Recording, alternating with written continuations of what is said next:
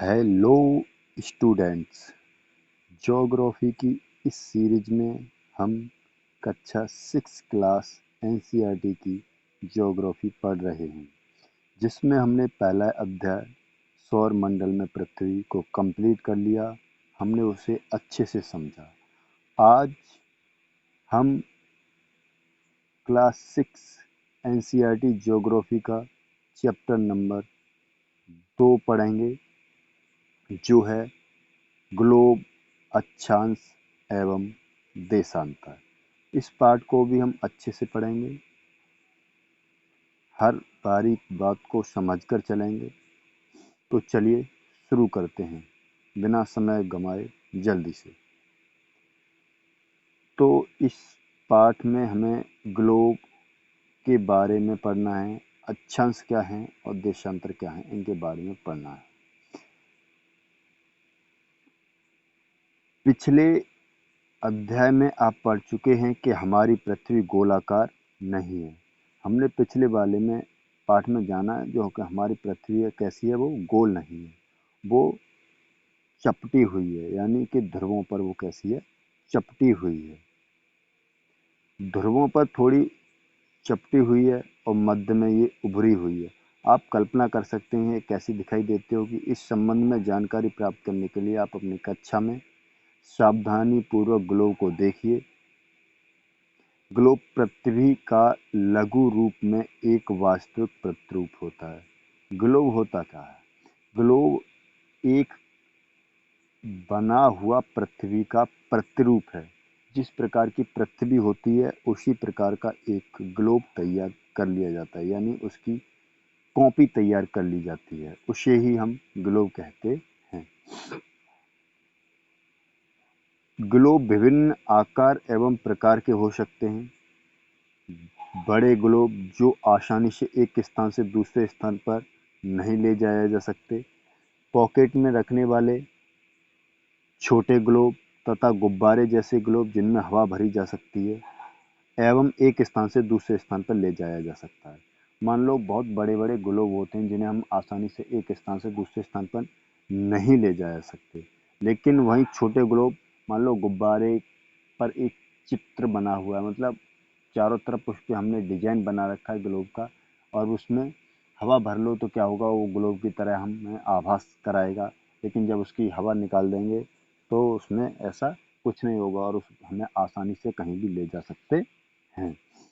तो छोटे ग्लोबों को हम कहीं भी आसानी से ले जा सकते हैं। ग्लोब स्थिर नहीं होते, इनमें इसे उसी में घुमाया जा सकता है। और ग्लोब होता क्या है कि वो स्थिर नहीं होते हैं, उन्हें उसी में घुमाया जा सकता है। जैसा कुम्हार के पहिया या लट्टू घूमता है। आपने कुम्हार का पहिया देखा होगा, एक ही स्थान पर घूमता रहता है, या लट्टू देखा होगा, आपने चलाया भी खूब होगा। तो वो क्या होता है, एक ही स्थान पर घूमता रहता है। ग्लोब पर देशों, महाद्वीपों तथा महासागरों का को उनके सही आकार में दर्शाया जाता है। और ग्लोब पर होता क्या है, महासागरों को, देशों को, महाद्वीपों को दर्शाया जाता है। जिस तरह से पृथ्वी पर वो हैं उसी तरह से उस ग्लोब पर दर्शाया जाता है। आप देख लीजिए, ये ग्लोब होता है। क्या है ये? ग्लोब, जिसमें पृथ्वी को फंसी हुई है और ये पृथ्वी क्या है, इधर से इधर की तरफ गति कर रही है। तो इसे हम क्या कहते हैं, ग्लोब। इसी तरह से हमारी पृथ्वी अपनी अक्षांशों पर घूम रही है, अपनी धुरी पर क्या कर रही है, घूम रही है।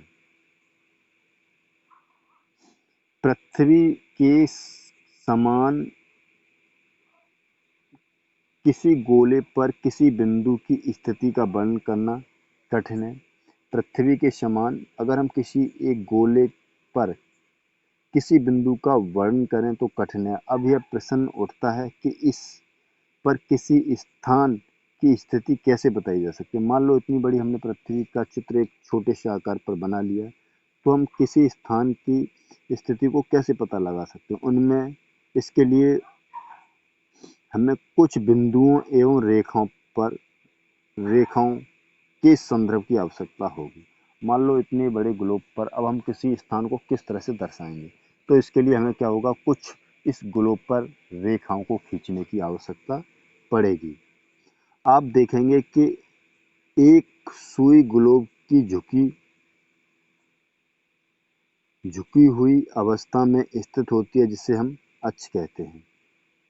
आपने देखा होगा कि क्या है, उसे हम अक्ष कहते हैं। जैसे ये सुई कैसी नोक है, ये वाली जो क्या है, झुकी हुई है, इसे हम अक्ष कहते हैं,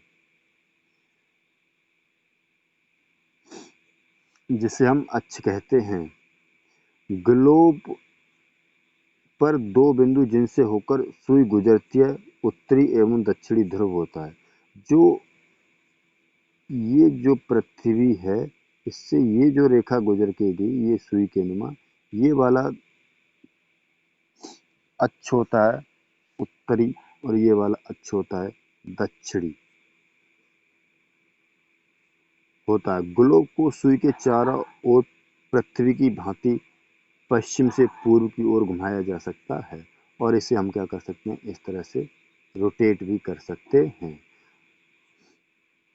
लेकिन याद रखें, इन दोनों में एक अंतर है, पृथ्वी पर वास्तव में ऐसी कोई सुई नहीं है। आपने देखा ग्लोब में हमने ये इस तरह का पूरा ये फंसा के यहाँ पर बनाया है, इधर से ये वाली, ये और ये सुई फंसाकर हमने इसको बनाया है, लेकिन वास्तव में पृथ्वी पर ऐसा नहीं है।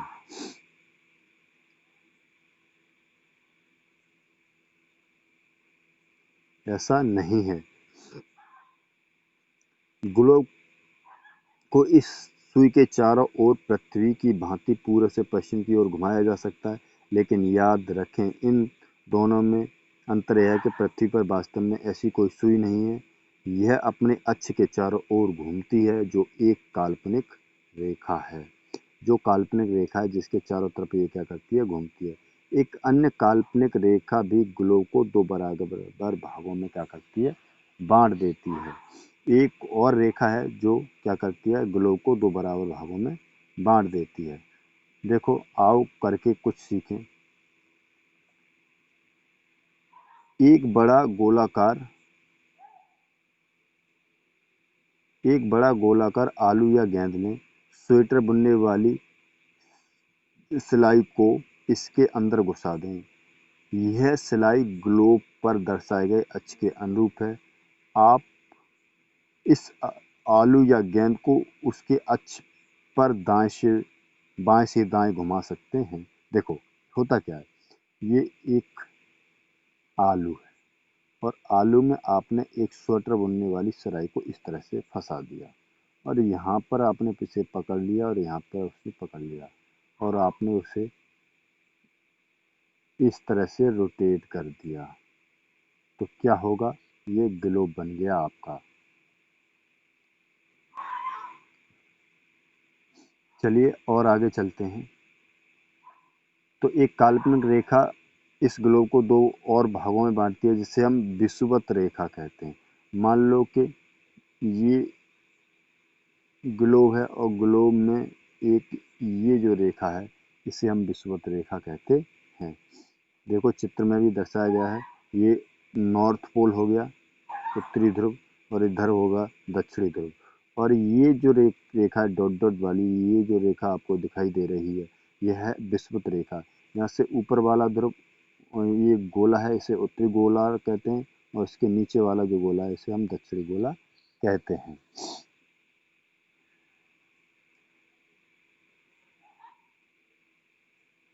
पृथ्वी के उत्तर में स्थित आधे भाग को उत्तरी गोलार्ध तथा दक्षिण वाले आधे गोले भाग को दक्षिण गोलार्ध कहता है। क्योंकि वो उत्तर की दिशा में पड़ता है, इसलिए हम उसे उत्तरी गोलार्ध कहते हैं।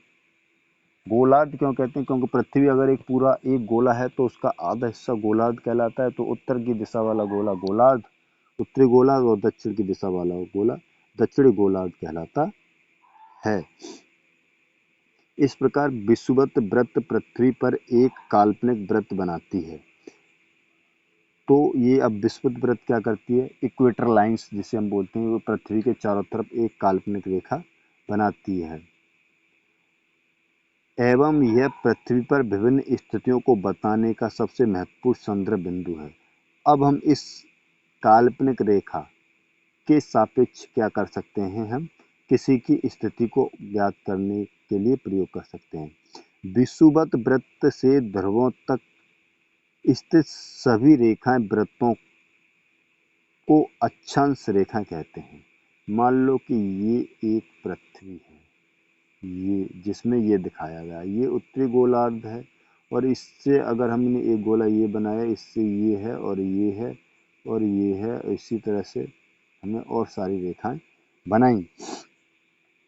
तो इन रेखाओं को हम क्या कहते हैं? अक्षांश रेखाएं कहते हैं, जो विषुवत रेखा के समांतर होती हैं, उन्हें कहते हैं हम अक्षांश रेखाएं। अक्षांशों को हम अंशों में मापते हैं। विषुवत वृत्त 0 अंश अक्षांश को दर्शाती है। जो विषुवत वृत्त है, यानी जो काल्पनिक है, पृथ्वी या कहें ग्लोब के मध्य में होती है, उसे हम विषुवत कहते हैं, और यह 0 अक्षांश को दर्शाती है। क्योंकि विषुवत वृत्त के दोनों तरफ ध्रुवों के बीच की दूरी पृथ्वी के चारों ओर के वृत्त का 1/4 है, अतः इसका माप 360 अंश का 1/4 यानी कि 90 अंश होगा। कितना होगा? 90 अंश होगा। इस प्रकार 90 अंश उत्तरी अक्षांश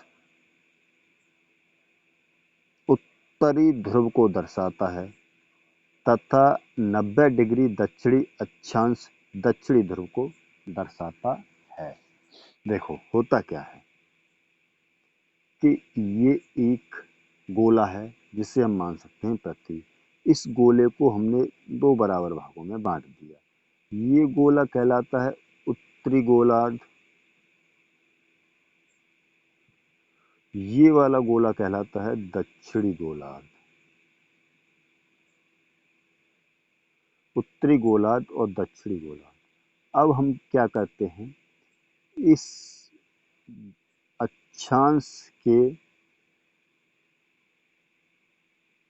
जो ये पृथ्वी है, इसके सेंटर पॉइंट से हम क्या करते हैं, इस गोले की परिधि पर 1-1 डिग्री के कोण बनाते हैं। क्या करते हैं? 1-1 डिग्री से कोण बनाते हैं। अगर ये वाला कोण 0 डिग्री है, तो यहाँ जो सबसे ऊपर होगा, ये वाला कोण 90 डिग्री होगा। तो ये वाला कोण 90 डिग्री होगा। इसी तरह से बाकी की, और ये फिर यहाँ से 90 से बढ़ते बढ़ते बढ़ते बढ़ते ये 180 अंश होगा। आप जानते ही हैं एक सीधी रेखा कितने की होती है? 180 डिग्री की होती है। अब पृथ्वी के मध्य बिंदु से पृथ्वी की परिधि पर जो कोण बनाए गए, उस कोण से पृथ्वी के विषुवत रेखा या इक्वेटर के समांतर लाइन खींचते चले गए, उसे हम अक्षांश कहते हैं। जैसे 1 डिग्री की ये, फिर अगली डिग्री की ये, फिर अगली डिग्री की ये, फिर अगली डिग्री के ये। इस तरह से हमने क्या कर दिया, 1-1 डिग्री पर हमने कितनी रेखाएं खींच दी, तो यहाँ से यहाँ तक कुल 90 कोण बने, तो 90 ही रेखाएं खींचेंगी। और जो 90वीं रेखा होगी वो बिल्कुल ध्रुव पर होगी और बिल्कुल एक बिंदु के रूप में होगी। तो इसी तरह से हम नीचे की तरफ 1-1 डिग्री का कोण बनाते हुए अगर हम खींचेंगे, तो क्या होगा, नीचे भी 90 रेखाएं बनेंगी। तो कुल मिलाकर अक्षांश रेखाएं 180 होती हैं, और उसमें एक विषुवत रेखा को ऐड कर लें, तो कुल मिला के अक्षांश 181 रेखाएं होती हैं। आ गया ये समझ में? इस प्रकार विषुवत वृत्त के उत्तर की सभी रेखाओं को उत्तरी अक्षांश कहते हैं, और विषुवत वृत्त के दक्षिणी स्थित सभी समांतर रेखाओं को दक्षिणी अक्षांश कहते हैं। अब मान लो ये हमारा पृथ्वी था, और इसके ऊपर वाले जितने भी अक्षांश थे ये उत्तरी अक्षांश, और ये नीचे वाले थे वो से हम क्या कहते हैं, दक्षिणी अक्षांश कहा जाता है। इसलिए प्रत्येक अक्षांश के मान के साथ उसकी दिशा यानी उत्तर या दक्षिण भी लिखा जाता है। सामान्यतः इसे उत्तर और दक्षिण के शुरुआती अक्षरों से व्यक्त किया जाता है। उदाहरण के लिए महाराष्ट्र में चंद्रपुर एवं ब्राजील, दक्षिणी अमेरिका में बेलो हॉरिज़ोंटो दोनों एक ही अक्षांश यानी कि 20 डिग्री सेंटीग्रेड पर स्थित हैं, लेकिन चंद्रपुर विषुवत वृत्त के 20 डिग्री अक्षांश उत्तर में और बेलो होरिज़ोंट विषुवत वृत्त के 20 डिग्री दक्षिण में स्थित है।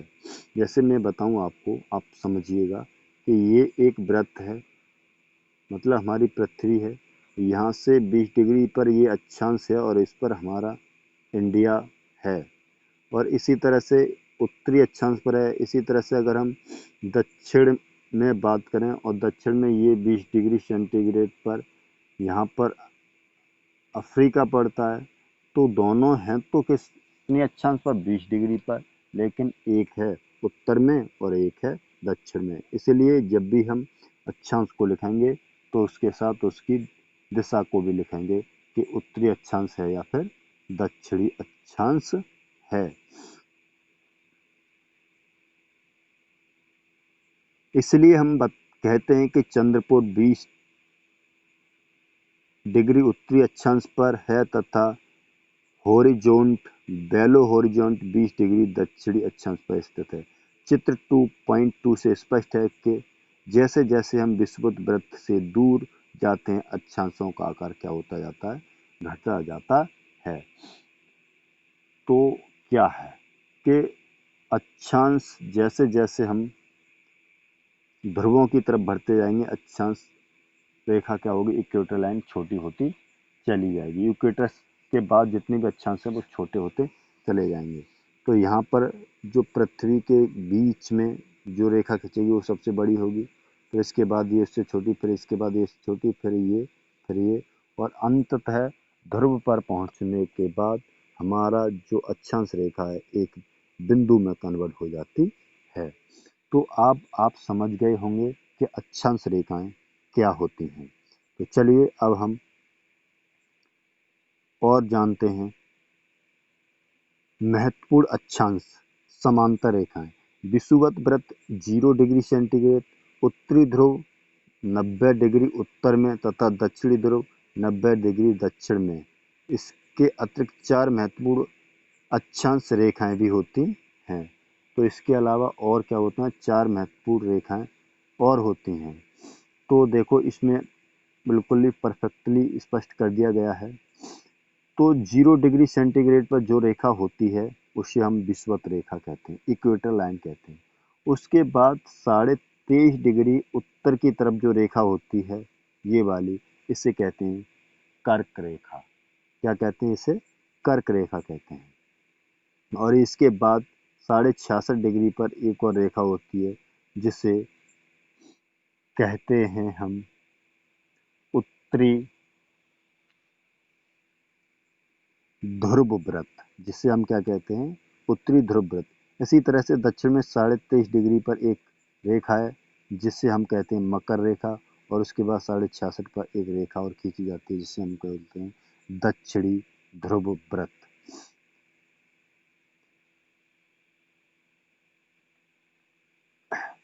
तो विषुवत रेखाओं के बीच में जो स्थान पड़ता है उसे हम बोलते हैं उष्णकटिबंधीय, क्योंकि यहाँ पर गर्मी अधिक बनी रहती है, क्योंकि सूर्य इन दोनों रेखाओं के बीच हमेशा दिखाई देता है। इसके बाद जो ये वाला एरिया है, ये वाला एरिया जो है दक्षिणी शीतोष्ण कहलाता है, उत्तर की तरफ का उत्तरी शीतोष्ण कहलाता है।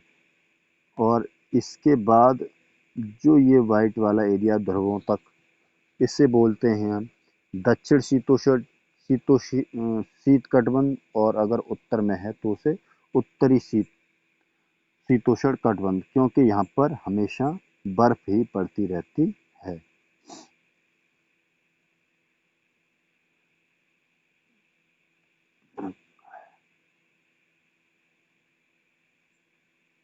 देखिए आगे, उत्तरी गोलार्ध में कर्क रेखा 23.5 डिग्री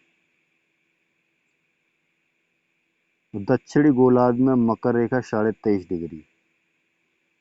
तीसरी है विषुवत व्रत 66.5 उत्तर में उत्तरी व्रत। और चौथी है विषुवत रेखा 66.5 दक्षिण में दक्षिण ध्रुव व्रत। ये रेखाएं हैं।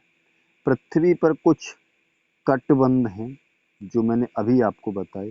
पृथ्वी पर ताप कटबंध, कर्क रेखा और मकर रेखा के बीच सभी अक्षांशों पर सूर्य वर्ष के 12 वर्ष भर दोपहर में सर के ठीक ऊपर होता है, इसलिए इस क्षेत्र में से पृथ्वी को सबसे अधिक ऊष्मा प्राप्त होती है। इसलिए इसको हम क्या कहते हैं? कटिबंध कहते हैं, उष्ण कटिबंध, क्योंकि यहाँ पर ऊष्मा की सबसे अधिक मात्रा प्राप्त होती है। कर्क रेखा और मकर रेखा के बाद किसी भी अक्षांश पर दोपहर का सूर्य कभी भी सर के ऊपर नहीं होता है, यानी कर्क रेखा और मकर रेखा के बाद के जितने भी एरिया उन पर कभी सूर्य क्षैतिज दिखाई नहीं देता है। ध्रुव की तरफ सूर्य की किरणें तिरछी हो जाती हैं। ध्रुव की तरफ सूर्य की किरणें तिरछी हो जाती हैं। इस प्रकार उत्तरी गोलार्ध में कर्क रेखा एवं उत्तरी ध्रुव व्रत तथा दक्षिणी गोलार्ध में मकर रेखा और दक्षिणी ध्रुव व्रत वाले बीच का क्षेत्र का तापमान मध्यम रहता है। इन्हें हम शीतोष्ण कटिबंध कहते हैं। उत्तरी गोलार्ध में उत्तरी ध्रुव व्रत और उत्तरी गोलार्ध में उत्तर ध्रुव व्रत एवं उत्तरी ध्रुव तथा दक्षिणी गोलार्ध में दक्षिणी ध्रुव व्रत और दक्षिणी ध्रुव के बीच ठंड बहुत अधिक होती है, क्योंकि यहाँ सूर्य क्षैतिज से ज़्यादा ऊपर नहीं आ पाता, इसलिए इसे शीत कटिबंध कहते हैं। तो देखिए, इसको समझिए आप होता क्या है। यहाँ पर दर्शाया गया, देखो ये मैं तुम्हें बताता हूँ और अच्छे से। ये हमारी पृथ्वी है। क्या है? ये हमारी पृथ्वी है। यहाँ से इस पर क्या है? अब यहाँ पर कोई हमने एक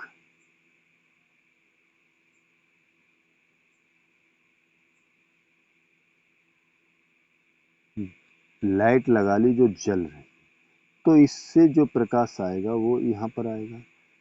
तो पृथ्वी के इस वाले हिस्से पर क्या रहेगा? सामने वाले पर, जस्ट सामने वाले पर प्रकाश रहेगा। लेकिन जब प्रकाश इधर की साइड आएगा तो यहाँ पर तो प्रकाश तिरछा पड़ रहा है और यहाँ पर प्रकाश सीधा पड़ रहा है, और यहाँ से भी इधर की तरफ जाएगा तो प्रकाश क्या रहेगा? एकदम तिरछा पड़ेगा। इसलिए ये दिखाई दे रहा है। आप इसकी तुलना यहाँ से कर सकते हैं कि सूर्य का प्रकाश सीधा पड़ रहा है, लेकिन जैसे ही सूर्य का प्रकाश ध्रुवों की तरफ जाता है तो क्या होता है? वहाँ पर ये तिरछा हो जाता है। इसलिए ध्रुवों पर सूर्य का प्रकाश नहीं पड़ पाता और वहाँ पर बर्फ पड़ती है।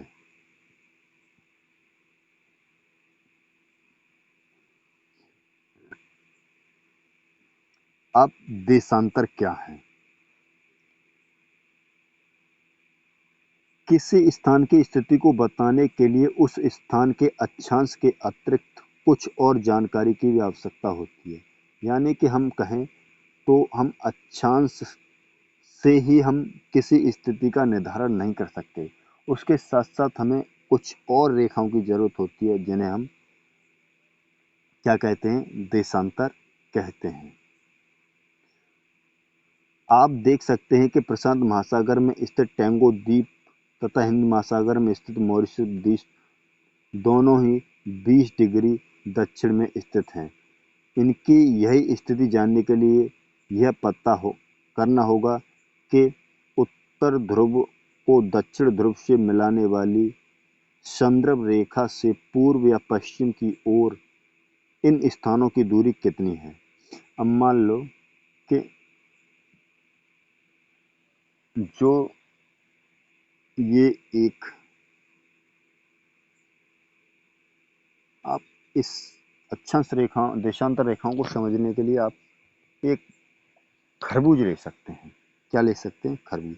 आपने खरबूज पर जिस तरह की लाइनें देखी होंगी, इसी तरह की लाइनिंग क्या है, पृथ्वी पर है। ये एक खरबूजा ले, तो पृथ्वी के उत्तरी ध्रुव से लेकर दक्षिणी ध्रुव को मिलाती हुई कुछ रेखाएं खींची गई, तो उन रेखाओं को हम क्या कहते हैं, देशांतर कहते हैं।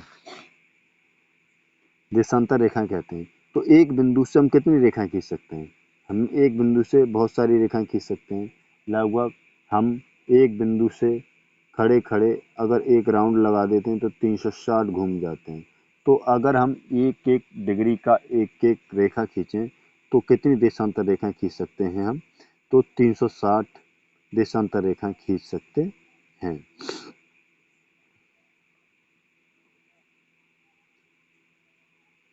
इनकी सही स्थिति जानने के लिए यह पता करना होगा कि उत्तरी ध्रुव को दक्षिण ध्रुव से मिलाने वाली संदर्भ रेखा से पूर्व या पश्चिम में इन दोनों की दूरी कितनी है। इन संदर्भ रेखाओं को देशीय यामोत्तर कहते हैं तथा इनके बीच की दूरी को देशांतर को अंशों में मापा जाता है। क्या करते हैं, प्रत्येक अक्षांश के बीच की दूरी को हम अंशों में मापते हैं। प्रत्येक अंश को मिनट में तथा मिनट को सेकंड में विभाजित किया जाता है। ये अर्धवृत्त तथा उनके बीच की दूरी ध्रुवों की तरफ घटती जाती है और ध्रुवों पर यह शून्य हो जाती है। तो क्या है ये, जैसा कि आप इसमें देख सकते हैं, ये पृथ्वी है और इस पर क्या किया है, एक रेखा है जो इस पर खींची गई है, जिसे हम मानक यामोत्तर बोलते हैं, जो उत्तरी ध्रुव से दक्षिण ध्रुव को मिला रही है। अब हमने क्या किया, इस वाले ध्रुव से लेकर इस तरह से बहुत सारी रेखाएं क्या कर दी, खींच दी। अब ये जो रेखा की स्थान की दूरी सबसे ज़्यादा क्या है, तो वो विषुवत रेखा पर है। और लेकिन जैसे ही हम विषुवत रेखा से ध्रुवों की ओर जाते जाते हैं, इनके बीच की दूरी क्या होती चली जाती है, घटती चली जाती है।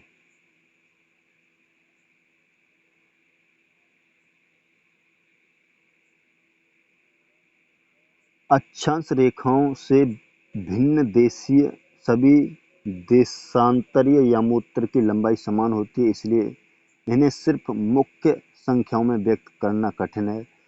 तब सभी देशों ने निश्चय किया कि ग्रीनविच, जहां ब्रिटिश राजकीय वेधशाला स्थित है, से गुजरने वाले यामोत्तर से पूर्व एवं पश्चिम की गिनती शुरू होगी। अब मान लो इतने बड़े ग्लोब पर कहाँ से पता करेंगे कि कौन सा पूर्व की दिशा है, कौन सी पश्चिम की दिशा है।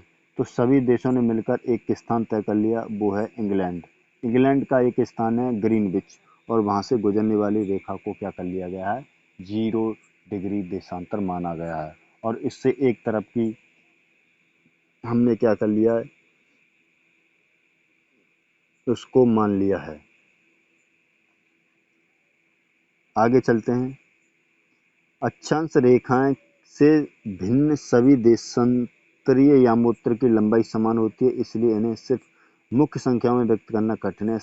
तब सभी देशों ने निश्चय किया कि ग्रीनविच, जहां ब्रिटिश राज की वेधशाला है, से गुजरने वाली यामोत्तर से पूर्व और पश्चिम की ओर गिनती शुरू की जाएगी। इस यामोत्तर को प्रमुख यामोत्तर कहा जाता है। इसका मान कितना रहता है, इसका मान 0 डिग्री है तथा यहाँ से 100 डिग्री पूर्व या 180 पश्चिम की गणना करते हैं। प्रमुख यामोत्तर तथा 180 यामोत्तर मिलकर पृथ्वी को दो समान भागों यानी पूर्वी गोलार्ध एवं पश्चिमी गोलार्ध में व्यक्त करती हैं। इसलिए किसी स्थान के देशांतर के आगे पूर्व के लिए अक्षर पू और पश्चिम के लिए पा का उपयोग करते हैं। यह जानना रोचक है कि 180 पूर्व एवं 180 पश्चिम यामोत्तर एक ही रेखा पर स्थित है। यानी कि मान लो इधर से वाला जो यामोत्तर है, इधर से और इधर से, ये पूर्व वाला 180 और ये पश्चिम वाला 180, ये दोनों क्या हैं, एक ही रेखा है। क्योंकि 180 तो एक ही है, चाहे इधर से कर लो चाहे इधर से, तो क्या होगा, वो रेखा भी एक ही होगी। इस ग्लोब पर अक्षांश समांतर रेखाओं एवं देशांतर देशांतरी यामुत्रों से बनी ग्रिड को देखो। अगर आपको किसी स्थान के अक्षांश एवं देशांतर का सही जानकारी हो तो ग्लोब पर स्थित उस स्थान का पता आसानी से क्या कर सकते हैं, लगा सकते हैं। उदाहरण के लिए असम में धुबरी 26 उत्तरी अक्षांश एवं 90 पूर्वी देशांतर पर स्थित है। अब उस बिंदु को जहाँ ये दोनों रेखाएं एक दूसरे को काटती हैं वह धुबरी का सही स्थिति होगी।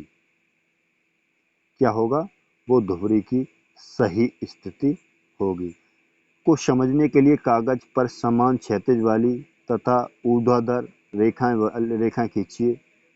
ऊर्ध्वाधर रेखाओं की संख्या 1 2 3 4 तथा क्षैतिज रेखाओं को क ख घ और यहाँ से व्यक्त करिए। जिन बिंदुओं से ये ऊर्ध्वाधर और क्षैतिज रेखाएं एक दूसरे को काटती हैं वहाँ एक छोटा सा वृत्त खींचिए। इन छोटे वृत्तों को आ, ब, स, द और धा नाम से व्यक्त कीजिए।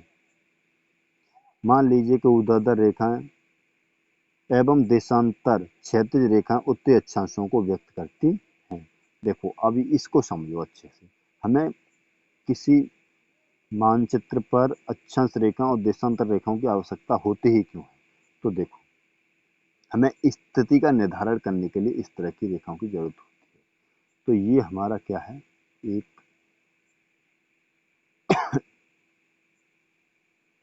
पैमाना है, कागज है जिस पर हमने इस तरह की रेखाओं को खींच लिया। ये वाली रेखाएं हमारी क्या हैं? हमारी अक्षांश रेखाएं हैं। क्या हैं? अक्षांश रेखाएं हैं, जिनको हमने नाम दे दिया 1 2 3 4 5 6 7 और इनको हमने नाम दे दिया, ये हमारी देशांतर रेखाएं हैं।